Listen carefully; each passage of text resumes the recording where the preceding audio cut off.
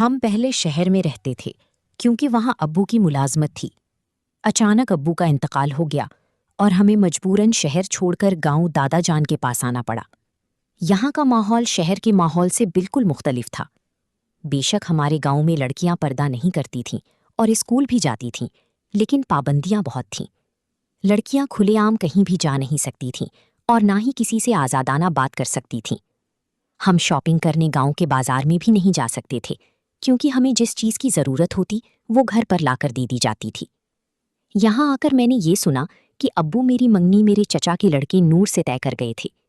نور کو میں نے کبھی نہیں دیکھا تھا کیونکہ وہ بھی گاؤں میں نہیں رہتا تھا۔ میرے چچا شہر میں ریلوے میں ملازم تھے، لہٰذا نور بھی اسی شہر میں رہتا تھا۔ سنا تھا کہ وہ کبھی کبھی چھٹیوں میں گاؤں آ جاتا تھا۔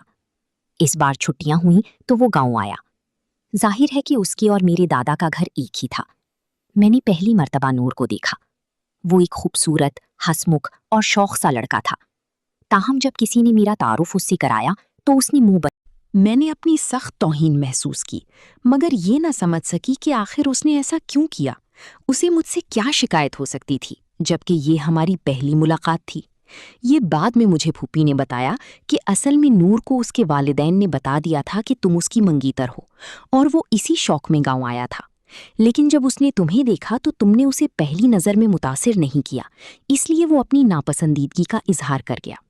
گھر جا کر بھی اس نے کہہ دیا جو ہوگا دیکھا جائے گا، لیکن میں نجمہ جیسی معمولی شکل و صورت والی لڑکی سے ہرگز شادی نہیں کروں گا۔ شادی کروں گا تو کسی خوبصورت، گوری چٹی، فیشن کرنے والی شہر کی لڑکی سے۔ نجمہ سیدھی سادی اور نہایت ہی احمق قسم کی لڑکی ہے۔ پھوپھی کے منہ سے یہ ریمارک سن کر میرا دل بہت برا ہوا۔ میں نور کے عشق میں مبتلا نہیں تھی، لیکن کوئی میری اتنی توہین کرے اور مجھے صرف اس لیے رد کر دے کہ میں سانولی اور سیدھی سادی ہوں تو یہ توہین نہیں تو اور کیا تھا؟ وہ خود کون سا گلفام یا پری جمال تھا، بس ذرا شہر میں رہنے کی وجہ سے میں نے دل میں سوچ لیا کہ اگر نور نے دوبارہ میری توہین کی تو میں اسے اس کا مزہ چکھا دوں گی۔ وقت گزرتا گیا، 8ویں سے 9ویں، پھر میٹرک تک پہنچ گئی۔ اس دوران نور ایک آدھ بار ہی گاؤں آیا، لیکن اس نے مجھ میں کوئی دلچسپی نہ دکھائی اور میں نے بھی اس سے بات چیت کو غیر ضروری سمجھا۔ جب کسی کو میری ضرورت نہیں تو وہ میرے لیے اہم کیوں ہوتا؟ میٹرک کے بعد میں گھر بیٹھ گئی۔ ہمارے یہاں لڑکیوں کو اعلیٰ تعلیم دلانے کا تصور نہیں تھا اور گاؤں میں لڑکیوں کا کالج بھی نہیں تھا۔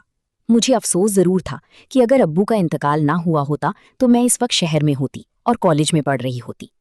یہ گرمیوں کے دن تھے۔ طویل چھٹیوں میں چچا جان کا خاندان شہر سے گاؤں آیا اور وہ بھی ساتھ تھا۔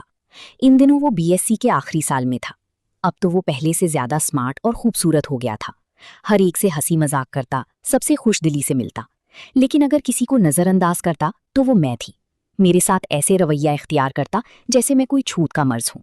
مجھے اس کے آنے سے کوئی خاص خوشی نہ تھی، لیکن دل گرفتہ ضرور ہو جاتی تھی کہ آخر مجھ میں ایسی کیا کمی ہے جو یہ حضرت مجھ سے نفرت کرتے ہیں اور کٹی کٹی رہتی ہیں۔ انہی دنوں دوبارہ میری اور نور کی شادی کی بات چھڑ گئی۔ دادا جان جو ان دنوں زندہ تھی، چاچا جان پر دباؤ ڈالنے لگے کہ نجمہ اب شادی کے قابل ہو چکی ہے، اس کو بہو بنا کر ساتھ لے جاؤ۔ یہ منگنی ان کی خواہش پر ہوئی تھی اور وہ چاہتے تھے کہ یہ فرض جلد ادا ہو جائے۔ پھوپھی نے بتایا کہ نور حسب معمول آنا کانی کر رہا تھا۔ اس کا کہنا تھا کہ وہ شہر کی خوبصورت لڑکی سے شادی کرے گا، جس سے چچا اور پھوپھی پریشان تھے، لیکن دادا جان نے سختی سے حکم دیا کہ شادی اس بار گرمیوں میں ہو جانی چاہیے۔ یہ سن کر میرے غصے کا پارا چڑھ گیا۔ دل چاہتا تھا کہ نور کو خوب سناؤں اور خود شادی سے انکار کر دوں۔ بھلا وہ خود کو کیا سمجھتا تھا؟ وہ کون سا دنیا کا سب سے زیادہ بانکا، سجیلا یا حسین لڑکا تھا؟ لیکن دادا جان کی محبت اور ان کی بڑھاپے کے احترام کی وجہ سے میں ایسا کچھ کہنے کی ہمت نہ کر سکی۔ پھر ایک دن پھوپھی سے سنا کہ نور کہہ رہا ہے کہ وہ خود مجھ سے بات کرے گا تاکہ اس معاملے سے جان چھڑا سکے۔ یہ سن کر میں نے ٹھان لی کہ اگر وہ بات کرنے آیا تو میں بھی اسے ایسی کھری کھری سناؤں گی کہ وہ عمر بھر یاد رکھے گا۔ اس کے بعد میں نے نور کی طرف دیکھنا بھی چھوڑ دیا۔ وہ سامنے آ جاتا تو میں اندر چلی جاتی۔ اگر اسے میری شکل پسند نہیں تھی تو مجھے بھی اس کی صورت دیکھنا گوارا نہ تھا۔ اگست کا مہینہ تھا، گرمی کی شدت دم توڑ رہی تھی۔ آسمان پر بادل چھا گئے تھے اور کبھی کبھار بارش کی جھڑی لگ جاتی تھی۔ حبس کی شدت کبھی اتنی بڑھ جاتی کہ سانس لینا دشوار ہو جاتا۔ एक रोज ऐसे ही बादल छाए लेकिन बारिश ना हुई। हब्स की वजह से मेरा दम घुटने लगा तो मैं छत पर चली गई। हमारी छत पर एक कमरा भी बना हुआ था। मुझे मालूम ना था कि नूर कमरे में मौजूद है, मगर शायद उसने मुझे जीने से आते देख लिया था या मेरी आहट सुन ली थी। अचानक उसने आवाज दी, नजमा। मैं हैरत से कमरे की तरफ देखने लगी।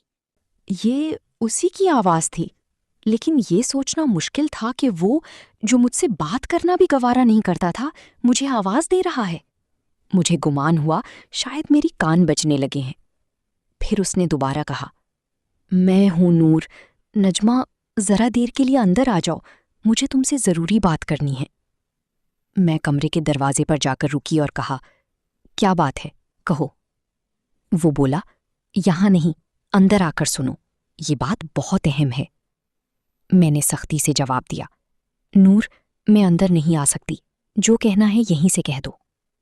ये सुनकर वो दरवाजे पर आ गया और मेरे बाजू को पकड़कर जबरदस्ती कमरे के अंदर ले जाने लगा। उसकी इस हरकत पर मेरा गुस्सा शिद्दत इख्तियार कर गया। जो शिकायत, बेजारी और नफरत मैंने दिल में दबाई हुई थी, वो यकदम ऊद कर आई और मैंने बेइख्तियारी में एक जोरदार थप्पड़ उसके मुंह पर जड़ दिया। शायद उसे मुझसे ऐसी हरकत की तवक्को ना थी। वो हैरत से बौखला गया, जैसे उसे दिन में तारे नजर आने लगी हों। वो सोच भी नहीं सकता था कि मैं उसके मुंह पर तमाचा मार दूंगी। इससे पहले कि वो कुछ कह पाता, मैं तेजी से सीढ़ियों से नीचे उतर गई और अपने कमरे में जाकर रोने बैठ गई। अगली सुबह चच्चा और फूफी दादा जान के पास आए और कहा, नूर नजमा से शादी पर रजामंद हो गया है, आप शादी की तारीख तय कर दें। रात उसने खुद कह दिया है कि हाँ, मैं नजमा से शादी करूंगा। ये सुनते ही फूफी और मैं हैरत से शशदर रह गए। मुझे अपने कानों पर यकीन न आया। मैं सोचने लगी, नूर का दिमाग खराब हो गया है या फिर वो इस थप्पड़ का इंतकाम लेने के लिए मुझसे शादी कर रहा है। अब मेरा दिल लरजने लगा। या इलाही, ये क्या हो रहा है? न जाने इस थप्पड़ का बदला नूर शादी के बाद मुझसे कैसे लेगा। खैर, डरते डरते वो दिन भी आ गया। मैं दुल्हन बनाकर नूर के हवाले कर दी गई, लेकिन उसने तहकीर का बदला मुझे बहुत प्यार से दिया। उसने मुझे बताया कि तुमने नाहक मुझे थप्पड़ मारा था। पागल, मैं तो उस दिन तुम्हें इसलिए बुला रहा था कि तुम मुझसे खिंची खिंची रहती थीं और मैं शादी के लिए तुम्हारी राय लेना चाहता था। वरना तो जिस कदर मैं तुमसे मोहब्बत करता हूँ, दुनिया में किसी ने किसी से ना की होगी। मैं तुमको देखने के बहाने ढूंढा करता था। अपनी मंगेतर को मैं छोड़ने का तसव्वुर भी ना कर सकता था। तुमसे दूर दूर इसीलिए रहता था कि तुम मुझे एक अच्छा लड़का समझो, और फूफी या घर वालों को मेरा ये कहना कि नजमा से शादी नहीं करूंगा महज तुमको छेड़ने और सताने के लिए था। तुमने उसको सच समझ लिया। मुझे नहीं मालूम नूर की